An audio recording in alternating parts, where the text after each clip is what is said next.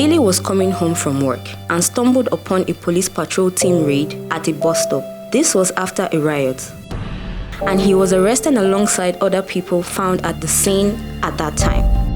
While at the police station, Daly proclaimed innocence and did not pay the bail police requested of him. He was then transferred to the State Criminal Investigation and Intelligence Department, where he was charged and remanded for robbery.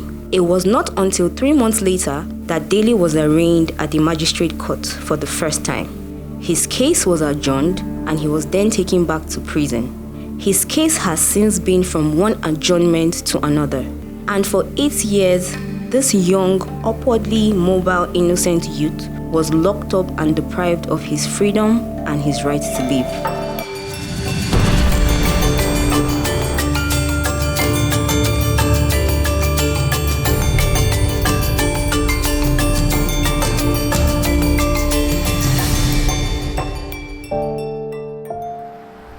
For those familiar with the legal system, this story is not shocking.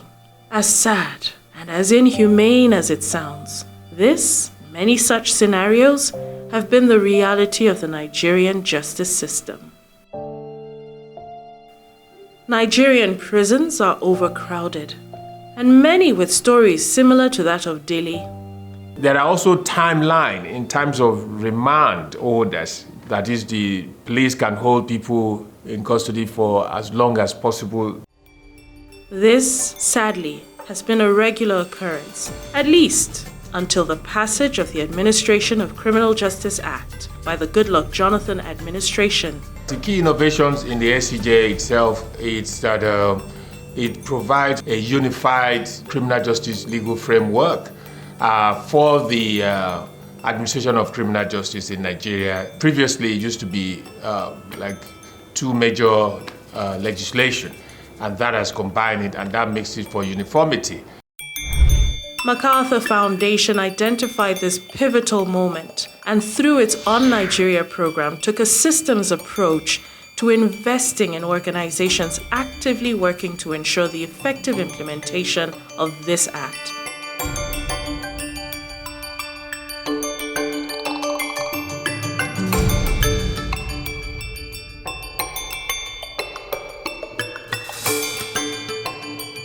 These organizations collaborated interchangeably and strengthened the legal system through capacity building for various actors in the legal system, including the provision of key investigation equipment. They also raised awareness to improve adoption and use of the stipulations of the Act. They monitored court processes and tracked judgments, especially on corruption cases.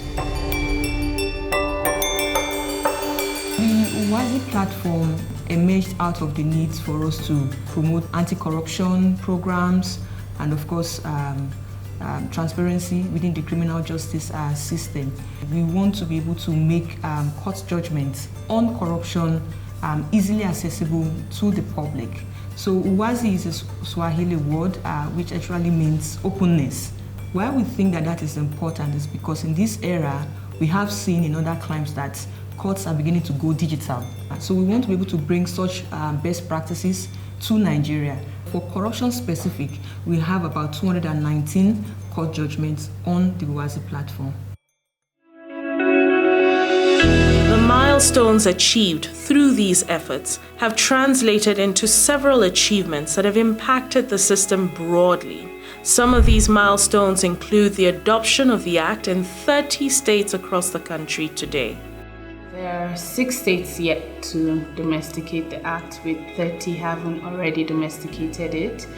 And in order to get them to domesticate the Act, we need to continue advocacy, and the advocacy is currently being done by the Nigerian Bar Association, NBA, and by the International Federation of Women Lawyers, FIDA.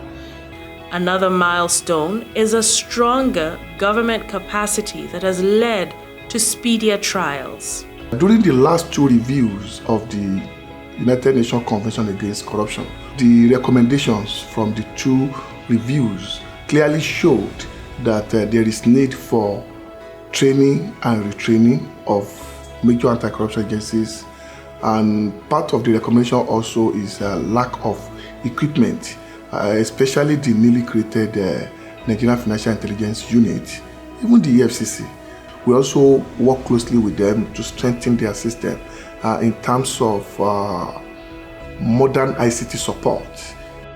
In addition, there's an increase of gender equity, most notably with women exercising their new legal rights to bail out others. Acts reiterating that women can stand surety. Before that, a lot of women were denied it. It's not like it was stated in any law that women couldn't stand surety, but with the reiteration of that in the Acts, it's very clear as to the role of women in terms of standing surety. Also, sometimes you would have maybe cases where a male would search a woman's body during an arrest or something like that. Now with the Act, it's very clear that a woman should search a woman, a female police should search a woman, and a male police should search a male. There's also been increased public awareness, leading to more citizens standing up for their rights and avoiding exploitation. While the gains of the criminal justice partners and organizations are many, there's still a long way to go in ensuring that the legal system is fully reformed. For instance, the recent EndSARS protests might never have happened if policing systems and processes were in full compliance of the Act. We need to work harder to ensure that there are fewer cases like that of Delhi.